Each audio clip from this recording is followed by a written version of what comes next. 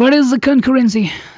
देखिए कंकरेंसी किसको कहते हैं? जब मल्टीपल ट्रांजिशन जो है सेम समय पर होगा या एक ही समय पर जो है मल्टीपल ट्रांजिशन जो है हमारे डाटाबेस में अगर होता है तो उसको हम लोग क्या कहते हैं? कंकरेंसी कहते हैं।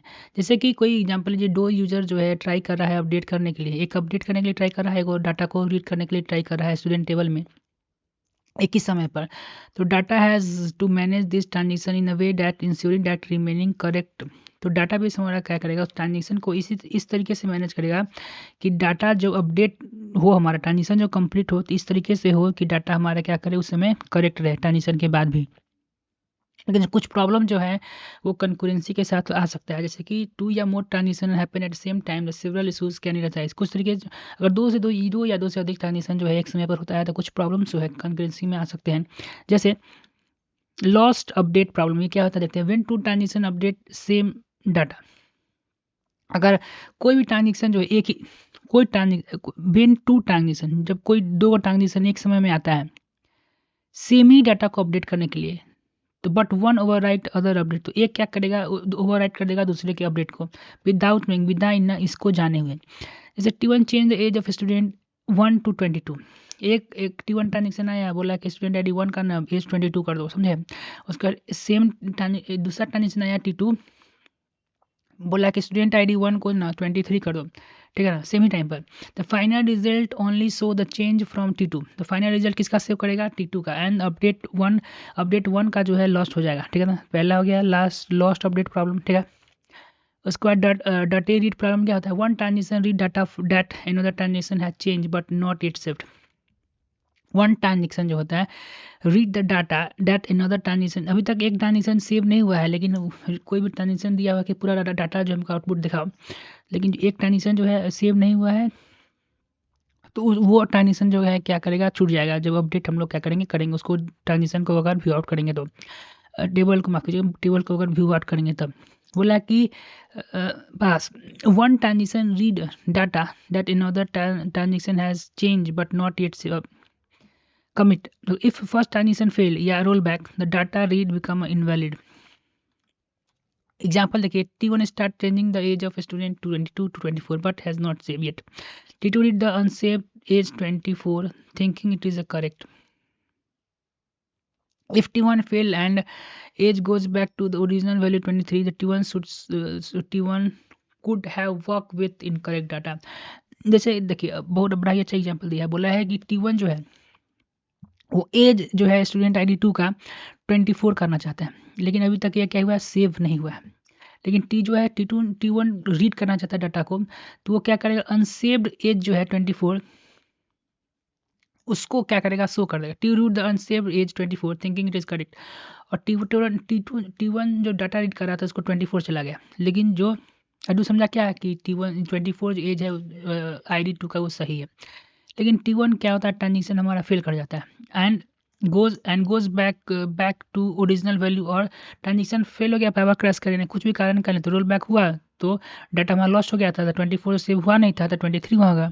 T1 जो था किसके साथ काम कर रहा है? 24 के साथ काम कर रहा है, जो कि इनकरेक्ट माना जाएगा। तो one transition read the data to the another transition has not yet change, मतलब कि एक ट्रांजिशन रीड कर रहा है डाटा, लेकिन वो डाटा सेव हुआ है नहीं। ये द फर्स्ट ट्रांजिशन फेल हो गया, रोल बैक डाटा क्या होगा? Read become invalid. तो वैलिड जो रीडर था उसके पास सही डाटा हमारा था नहीं। अनकमिटेड डिपेंडेंसी प्रॉब्लम क्या होता है? One transition depend on another transition that has not finish yet. बोला कि एक ट्रांजिशन जो है दूसरे ट्रांजिशन पे क्या करेगा?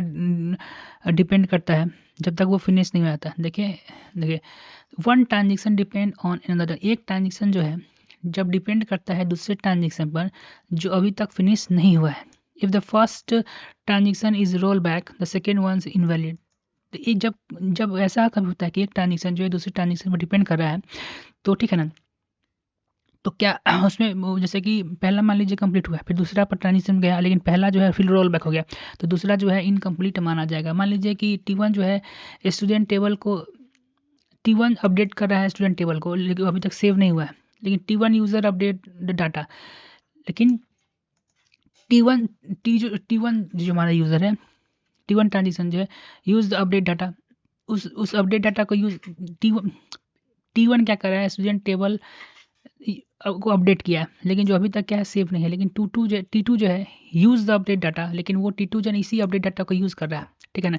लेकिन T1 का क्या किया, कोई कारण से रोल बैक हो गया डाटा, तो T1 हैज़ फॉल्ट इन्फॉर्मेशन, तो T1 के पास क्या है, कैसा इन्फॉर्मेशन गया है, रॉन्ग इन्फॉर्मेशन चला गया।